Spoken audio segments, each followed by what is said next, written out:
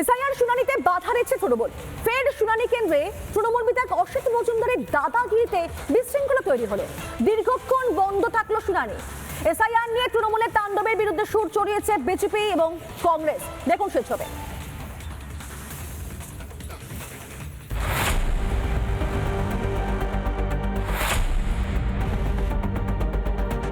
ফের এসআইআর শুনানিতে বাধা তৃণমূল বিধায়ক অসিত মজুমদারের। বিএলএ 2-তে শুনানি কেন্দ্রে রাখার দাবিতে রীতিমতো বিডিওকে হুমকি দিলেন।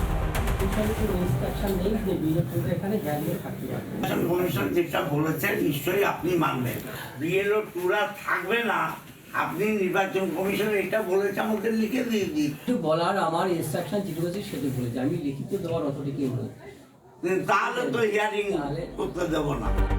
চুচুড়া তৃণমূল বিধায়ক হুমকি দিচ্ছেন, আর সপ্তগ্রামের শাসক বিধায়কের দাবি এসআইআর শুনানি হচ্ছে তার নির্দেশে, কমিশনের নিয়ম ভেঙে। কালকে ওরা প্রথমে অ্যালাউ করেনি, আমি গন্ডগোল করার পর কাল থেকে অ্যালাউ হয়েছে, আজকেও চলছে।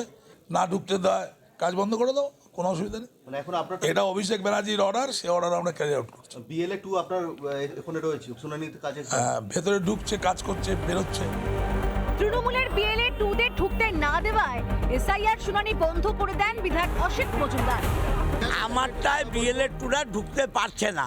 এখন কি বন্ধ থাকছে? শুনানি বন্ধ থাকছে? বন্ধ আছে তো, নিশ্চয়ই বন্ধ আছে। দেখুন, বিজেপি যা ডাইরেকশন দিচ্ছে নির্বাচন কমিশনকে, তাই করছে। বিধায়ক চুঁচুড়ার উনি ফুটেজ খেতে এসেছিলেন, উনি বিভিন্ন ব্লক ঘুরে ঘুরে ফুটেজ খাচ্ছেন।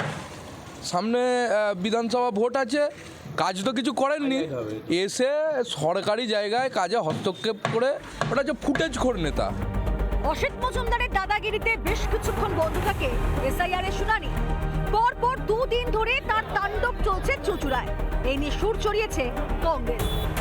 তৃণমূলের খোকাবাবু সব বুথে বুথে তার দলের লোকদেরকে মোতায়েন করছেন। এই তৃণমূল বলেছিল যে এসআইআর করতে দেওয়া হবে না, এসআইআর করতে হলে রক্তগঙ্গা বইবে। সেই পশ্চিমবঙ্গে তৃণমূল সরকার সব থেকে বেশি সহযোগিতা করলো নির্বাচন কমিশনের সঙ্গে। এসআইআর নিয়ে শুরু থেকেই সুর চড়িয়েছে তৃণমূল।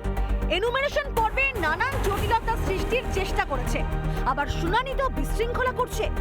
এভাবে কি ভোটার তালিকায় ভূত ধরে রাখতে পারবে তৃণমূল? রিপাবলিক বাংলা। নানা ধরনের কন্টেন্ট দেখার জন্য লাইক করুন, শেয়ার করুন আমাদের ফেসবুক পেজ, সাবস্ক্রাইব করুন আমাদের ইউটিউব চ্যানেল। পাশাপাশি অন্যান্য ব্রেকিং নিউজের জন্য অবশ্যই চোখ রাখুন রিপাবলিক বাংলায়।